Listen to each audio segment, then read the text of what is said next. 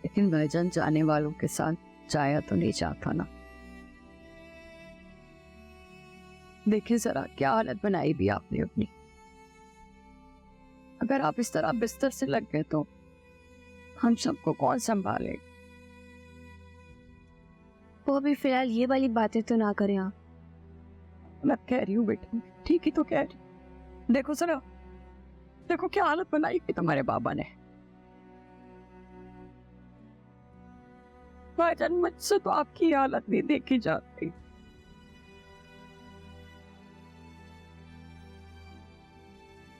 मैं तो बस अल्लाह से दुआ है कि अल्लाह ताला आपको लंबी जिंदगी पे, एक अल्लाह के बाद आपका ही सहारा है। तुम लोग परेशान मत हो, मेरा बुखार है, बस हो जाएगा ठीक जल्दी। बाबा मुझे पता है ना आपको बहुत तेज बुखार हो रहा है, मैं एक काम करती हूँ, मैं आपको हॉस्पिटल लेके चलती हूँ। मैंने कहा ना बेटा, मैं ठीक हूँ मेरी जान, तुम परेशान। नहीं, तुम अकेले कैसे लेके जाओगी बेटा। तुम एक काम करो, मरियम को कॉल करो, उसे कहो कि वो यहाँ आ जाए। घर की बड़ी बेटी, उसका भी तो कुछ फर्ज बनता है। वो तो अपने सारे फराइज भूल के बैठी हुई है। नहीं, उसको कॉल करके कोई ना बताए, वो डिस्टर्ब ना करे उसे, है तो मेरी दवा क्या। बस यही, आपकी और भाभी की नहीं, यही आदत मुझे अच्छी नहीं लगती। अपनी बेटियों पे कभी कोई जिम्मेदारी डाली ही नहीं। अगर छोटी उम्र में ही जिम्मेदारी डालती होती ना आप लोगों ने, तो आज आपकी ये हालत ना होती। लेकिन नहीं, भाभी ने हमेशा सारे काम खुद ही किए, सब कुछ खुद ही संभाला। आपको याद नहीं है कितनी छोटी उम्र में माँ जी ने मेरे कंधों पे जिम्मेदारियां डाल दी थी, सारा किचन संभालती थी, झाड़ू पोछा करती थी।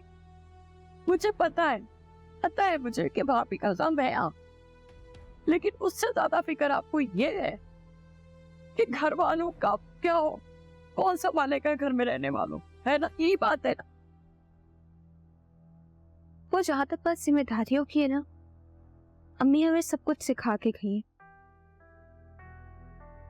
और रही बात किचन की, तो मुझे खाना बनाने आता है, अम्मी ने सिखाया था मुझे।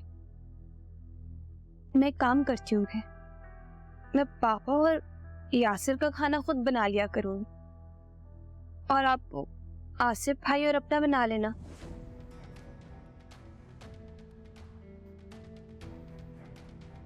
सुन रहे हैं आप अपनी बेटी की बात। अब ये मुझे अपना किचन अलग करने का कह रही है।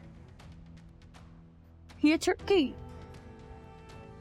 भाईजान, मैं तो सिर्फ आपकी खैरियत पूछने के साथ आ गई थी, लेकिन लगता आपकी बेटी से तो गवारा नहीं कर रही आ रहा हूं। तो फिर ठीक है, मैं चली जाती हूँ।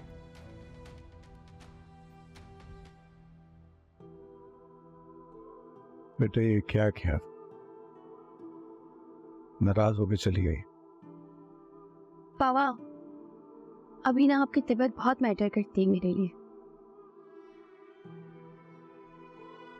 पप्पू को छोड़े, उनकी खैर है, मैं आपकी मेडिसिन लेकर आती हूँ।